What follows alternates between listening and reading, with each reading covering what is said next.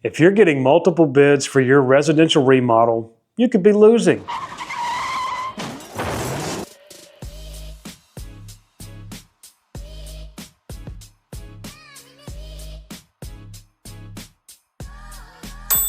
Now, put the pitchforks down, let me explain.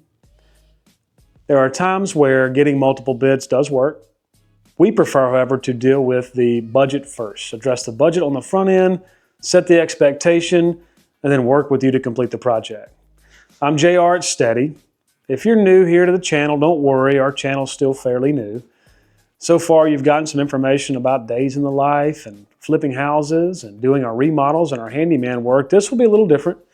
This is more of a business side of the company. We're going to tell you about why we bid the way we do for both handyman and remodeling, but we'll talk about remodeling the most today. There's multiple reasons we want to record some of the business side of things. One is internally, selfishly, we keep a bank of training videos, and this just helps solidify the philosophy of how we do things for new employees. Two, for our clients, if you've got any questions about why we do things the way we do, here's another great resource to get some information. Third, it could be somebody out there in our town or another town that's just interested in growing their business and crystallizing their own philosophy, and you could take this and use it or take this and not use it. Either way, maybe it could help you.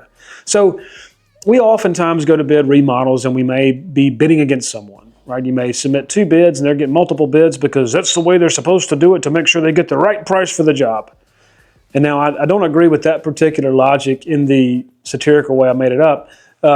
I do agree that multiple bids could be advantageous. However, if the scope is not very, very clear and each person is not bidding the exact same thing line by line, you will not get a good representation of a multiple bid scenario. What do I mean by that? Well, if I go out and bid a bathroom, let's just say, and you give me no direction, say I want my bathroom remodeled, I want counters, I want this, I want that. And let's just assume for a second I don't ask a ton of questions. I just bid the thing the way I would bid it, right? Well, if I'm a contractor who doesn't care as much about quality, maybe I didn't put all the high-end things that I would normally put. Maybe I just went low-end builder grade.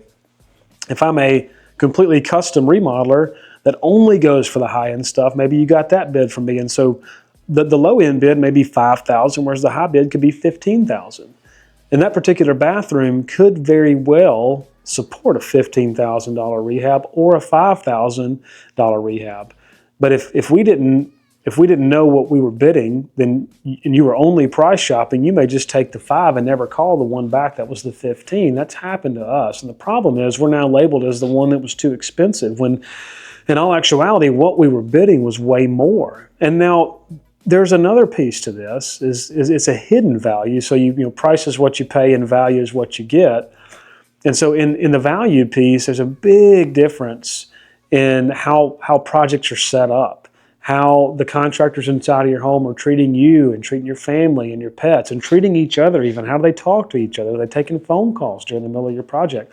All these things can factor in. How do they prep for the demo and do dust mitigation, or is there any dust mitigation, or do you find out on the back end that wasn't part of the deal, right? So now, there is some responsibility of the contractor, us, to explain that a little bit better, but that's where multiple bid scenarios are not always great in the residential remodel space, because 9 times out of 10, we really don't know what we want as the consumer. We have sort of an idea, but we're not going to be able to give you this detailed scope of bid it just like this. This is not a commercial contract.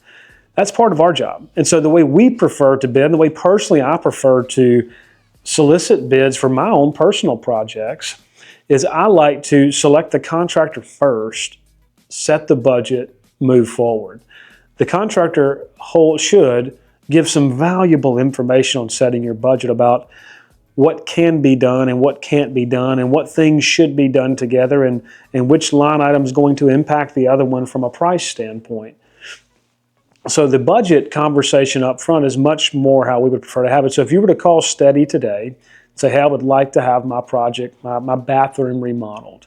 One of us would show up and our first question is going to be, we can't wait to do this project for you. Let's talk about your budget. What did you have in mind? 60% maybe look at us kind of like we have 3 heads. Like, well, I'm not going to give you that number. What if I told you 10 and you were thinking 5 and you just charged me 10 anyway?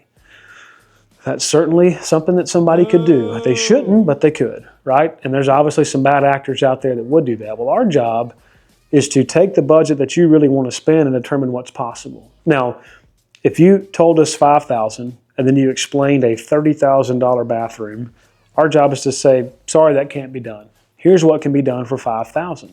Or for 10, here's some other options. Now, let's just say for a second that we come in and bid your project and it was a $50,000 budget that you had. We come in at 35, right? What do? Well, at Steady, what we do is we say, okay, everything you told me you wanted is $35,000. Awesome. You're saving 15 grand, right? Cha-ching! You could do one of two things, one of three. You could upgrade everything that we were doing. You could add new appliances. You could add new fixtures, blah, blah, blah, blah, blah. You can go and just spend to your heart's desire, and you can meet the 50. Or you could put the 15 in your pocket and disappear and just take your $35,000 rehab and go take 15 and go on vacation, wherever you got to do. Or you could take the 15 and you could put it towards something else in the home. Maybe you can upgrade the next bathroom, or you could upgrade the floors. You could upgrade anything at that point for $15,000. That's a lot of money you could throw around. So our job is to show you how to use the dollars in the most effective way. Here's the next piece of this. The rehab should be fun. By setting the budget up front, it's something you get to spend, not have to spend. You get to spend the money on the rehab because hopefully you save for it. Now, we're assuming not a disaster restoration style approach, right? This is what I would call a luxury remodel. Money you saved, just discretionary income, you get to spend on an update. So you should be excited about doing this, and we get excited watching you be excited. And when you're excited and we're excited, we will do our best work. We will not do our best work if we are pinching the penny along the way because it's like pulling the money out of your hand. You just don't want to turn loose of it because it's squealing. You're squeezing it so hard. That makes it really hard for us to do our job well. So we don't like that scenario either. That's why we want to set the budget and hit the budget. Here's another piece about budgets. This goes for the investor or the homeowner. When you set the budget for the rehab, the goal is to spend the budget. The goal is not to come in under. We don't want to set it at 40 and then try to hit 30. If we do that, we're squeezing corners that we shouldn't be squeezing. That's not a good thing. Don't forget about that hidden value piece. Part of what you're paying for is to make sure we get it done on time, on budget, and clean, right? So when we bid a project, our price is our price. It doesn't change just because of what you say. Now, I would argue, and this is just a nugget for you people that are negotiating with a contractor, or the rule of thought has always been, well, if I speak first, I'll lose. Well, maybe. I don't know. I don't agree with a lot of old school negotiation tactics. I believe we should put it on the table and figure it out together. That's the part of this where we're on the same team. It's a win-win-win. It's not a negotiation. You've got a number. We've got to try to hit it, period. That's what we want to do. So with that in mind, when you speak first and you give us your budget of $10,000, it's our job to try to hit that. Now, we have to set the expectation along the way, but by going first, you've kind of anchored us a little bit going, okay, we got to be at 10. Got to be at 10. Don't show them 20. Don't show them 30. Don't you dare try to push the needle. Get it to 10.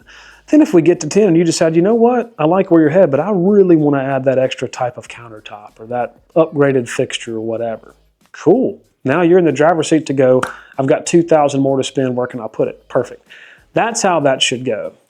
The hard part is when we go in with a blind bid and then we start trying to whittle it down because, again, I think what maybe you may not understand is the amount of thought that can go into the stuff that we're putting on paper for you. If we can know all that on the front end, talk about it together, we don't have to go back and rework a bid over and over and over again and over-explain things that, well, if you didn't want to put that light switch over there, then you're going to have to do this, this, and this to not open the wall. I just made that scenario up, and it probably didn't make any sense. But what I'm saying is it's a lot easier to do that in the beginning and not at the end to feel like we're being drugged and stuck the whole way through. That's not fun for anybody. Again, this should be fun all the way through. So in closing, why do we prefer to do a budget first discussion for remodels instead of a blind bid scenario? Set the budget and set the expectation that we're on the same team from the beginning. That's reason number one. Reason number two is it lets us do our best work. By knowing what we're shooting for, we know the rules of the game and how to win. We can give you the best product from the jump for that money. Rule number three, guaranteed for the expected outcome. So if you're expecting 10, we talk about it on the front end. We know what you're feeling. It's going to feel good when we get there. That's always a guaranteed expectation. So, JR with Steady. If you're looking to get a remodel done now in the future, you're curious about how it works, or you've just got questions about why we do this, or you think I'm crazy, I'd love to hear that too.